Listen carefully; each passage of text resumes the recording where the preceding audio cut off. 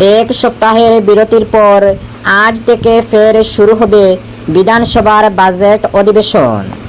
এক সপ্তাহের বিরতির পর মঙ্গলবার থেকে ফের শুরু হয়েছে অসম বিধানসভার বাজেট অধিবেশন। সকাল 9টায় প্রশ্নোত্তর পর্বের মাধ্যমে অধিবেশনের কার্যক্রম শুরু হয়। উল্লেখ্য, ষোড়শ অসম বিধানসভার বাজেট অধিবেশনে গত 10 জুলাই 2026-27 অর্থবর্ষের পূর্ণাঙ্গ বাজেট পেশ করেছিলেন রাজ্যের অর্থমন্ত্রী জয়ন্ত মল্ল বড়ুয়া। তবে আজকের অধিবেশনে অসমের মুখ্যমন্ত্রী ডক্টর হিমন্ত বিশ্ব শর্মা উপস্থিত থাকবেন না, কারণ বন্যায় ক্ষতিগ্রস্ত উজান অসমের বিভিন্ন এলাকা পরিদর্শন করে পরিস্থিতি খতিয়ে দেখবেন তিনি। এদিকে আজকের অধিবেশনে রাজ্যের সাম্প্রতিক বন্যা পরিস্থিতি নিয়ে গুরুত্বপূর্ণ আলোচনা হওয়ার সম্ভাবনা রয়েছে।